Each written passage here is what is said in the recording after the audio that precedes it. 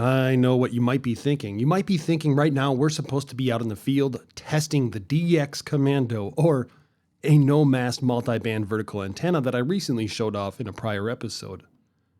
If you're curious what I'm talking about, I'll link that video below, as well as a few other videos to other multiband verticals that I've been building over the years. But why aren't we in the field?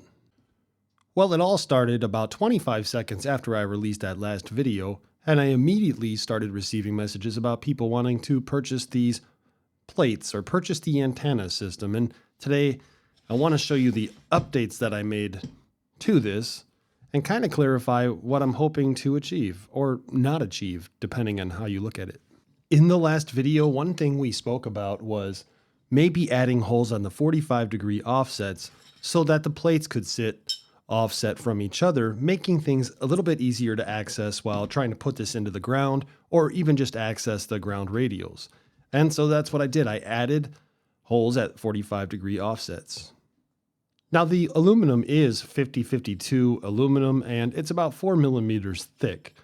I'm still maintaining the 3/8 inch threaded inserts, and in the future I will do M10. But I have a solution for today as well that I want to show you.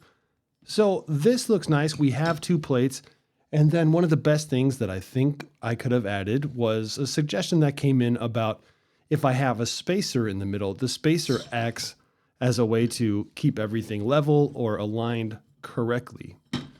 So I went ahead and I added a spacer. Let's go ahead and install it now. If we want it to be offset, the cross will be offset from the X. If we want them to be together, the X and the X will line up. So let's go ahead and have these offset, align everything, and we're still going to stick with the glass reinforced nylon bolts. These are strong. I could step on the plates at 200 pounds and these aren't going to break. 7-3. Key was that, please? Whiskey Niner, Foxtrot, Foxtrot, Foxtrot. Whiskey 9, Fox, 5 and 6. Very good. Thanks for the 5 and 6. You're 5x7, 57 here in Northern Illinois. Good luck out there today. Thank you so much for the contact and happy holidays, sir. 7-3. N4, OKN. Because these are M8, they go right through the holes that were designed to be 3/8. So if you ever wanted to in the future utilize those 3/8 inch 24 threads, you could still utilize it because these glass reinforced nylon bolts won't damage the threads. And what I would recommend is keeping these loose or partially loose until you get them all on. I'll be going in a star pattern, much like I would if I was tightening up a tire. The problem that I see with this is if we go too tight, I guess the potential to crack the plastic or the ABS, which is ultraviolet safe, will be a concern. And there we have it. There's our plate. But I did do something else, and we have a lot more exploring to go. The other option is threaded inserts, as you could see here. And the threaded inserts go into this ABS plastic, which is 3D printed. And the theory goes along the lines of you should be able to align everything and then utilize small M8 bolts to grab the threads on the ABS spacer, or excuse me, ASA spacer. The top portion does have a threaded insert in the middle, but the bottom doesn't, and I'll explain why in just a second. This is Kilo, Oscar 4, India, Lima, Sierra, Funky, Photo from US 9924. Whiskey Niner, Foxtrot, Foxtrot, Foxtrot. Whiskey 9, Foxtrot, 5-9, this is US 9924. Thanks for the 5-9. I have you at a 5x3, 53 in Northern Illinois. I'll take a 5x3 to Northern Illinois, and thank you so much for the contact. Good luck out there, 73. The reason the bottom plate doesn't have a threaded insert is we still want to be able to put in our spikes. Now, we could put in our spikes on these four corners that don't have the bolts through them, as well as now in the middle. And depending on your soil, what I've been finding is you may be able to get away, depending on which antennas you're using, with just one spike. You may also have to utilize 4 spikes or even 5 if needed. So these are the two configurations that I have in mind. And there's one more thing that would maybe at least be required to kind of partially get you going without the antennas. An SO239 elbow or right angle connector with 2 ring connectors to be able to connect the bottom plate to the bottom portion of the right angle elbow connector. I did source out a better quality for these elbow or right angle connectors. If you know anything about me, if you go to a Hamfest and you buy those connectors, sometimes they're not the greatest quality control.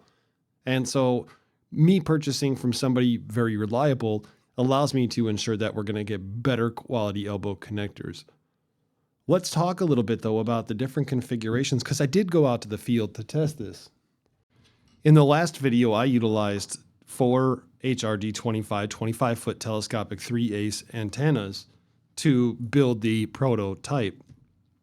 I went out to the field and I tested it. Now they're 25-foot antennas, so I did 20 meters, 17 meters, 15 meters, and 10 meters.